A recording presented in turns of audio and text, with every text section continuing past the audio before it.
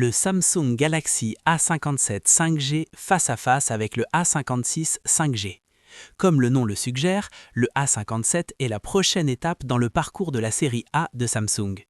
Aujourd'hui, nous allons plonger dans chaque différence, amélioration et ajustement d'une génération à l'autre. Croyez-moi, vous voudrez rester pour voir ce qui est vraiment nouveau. Pour commencer, jetons un coup d'œil à ces deux téléphones côte à côte.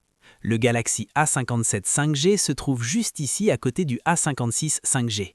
La série A50 de Samsung est depuis longtemps une favorite, offrant des performances impressionnantes à un prix bien inférieur à celui de la série S. Cet équilibre entre accessibilité et capacité est exactement pourquoi ces appareils sont si populaires. Pour de nombreux utilisateurs, dépenser 1000 $ pour un téléphone n'est pas nécessaire. Des appareils comme le A56 et maintenant le A57 couvrent tous les essentiels sans compromis. Avec le A57, Samsung n'a pas seulement maintenu cet équilibre, il l'a affiné, offrant une expérience de milieu de gamme solide qui donne une sensation premium en main. Mais qu'est-ce qui a exactement changé ? Le design visuel est là où vous remarquerez l'une des premières améliorations. Les deux modèles utilisent des cadres en aluminium, mais le cadre du A56 a une texture brossée qui se démarque. Le A57, en revanche, opte pour une finition lisse qui s'aligne davantage avec le langage de design moderne de Samsung. C'est subtil, mais cela donne au téléphone une sensation plus élégante et contemporaine.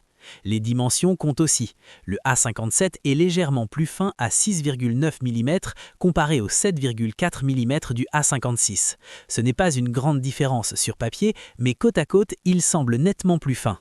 Les deux téléphones disposent également de Corning Gorilla Glass Victus Plus à l'avant et à l'arrière, une touche haut de gamme rarement vue sur des appareils de milieu de gamme, assurant durabilité et attrait premium. En regardant les caméras, les deux téléphones proposent des configurations à triple objectif dans un module de type pod.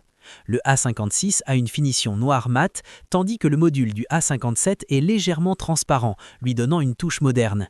Les deux envers des deux téléphones sont très réfléchissants, et en l'ensemble, la disposition des boutons et des ports reste identique, gardant une navigation familière.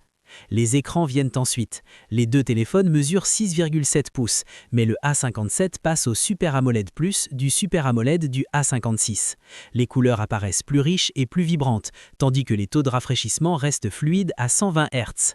La résolution reste en 1080p et les deux offrent un PPI de 385, maintenant des visuels nets et détaillés. Le ratio écran-corps s'améliore également avec le A57, atteignant 88,8% contre 87,7% du A56. Les bordures sont plus fines, donnant à l'écran un aspect plus clair et plus immersif. Les caméras frontales restent à 12 MP, le stockage commence à 128 Go et les deux téléphones disposent de senseurs d'empreinte digitale optique sous l'écran ainsi que de reconnaissance faciale, offrant plusieurs options d'accès sécurisé. Les performances de caméra conservent les mêmes spécifications principales, 50 MP principal, 12 MP ultra grand angle et 5 MP macro. Mais le logiciel de caméra du A57 est mis à jour à One UI 8.1 comparé au One UI 8 du A56.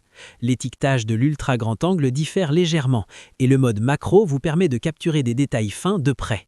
Un changement mineur, l'enregistrement double semble absent sur le A57. Les capacités vidéo montrent une amélioration tangible. Le A57 peut filmer en 4K à 60 fps avec la caméra arrière, tandis que le A56 atteint un maximum de 30 fps. Les caméras frontales restent limitées à 30 fps pour la vidéo 4K. La capacité de batterie est identique à 5000 mAh. Les deux prennent en charge une charge rapide jusqu'à 45 watts. Et le NFC reste standard. Cependant, la résistance à l'eau et à la poussière s'améliore sur le A57 avec un indice IP68. Alors, le A57 est une énorme avancée par rapport au A56 ? Pas de manière dramatique. Si vous possédez déjà le A56, la mise à jour n'est pas urgente. Cela dit, Samsung a apporté des améliorations significatives. Un corps plus fin, un écran meilleur, un logiciel amélioré et une durabilité accrue. Pour les nouveaux bailleurs, c'est un choix convaincant sans compliquer les choses. En fin de compte, le Galaxy A57 5G conserve tout ce que les gens aiment dans la série A, des performances solides, un sentiment premium et un ensemble complet de features à un prix de milieu de gamme.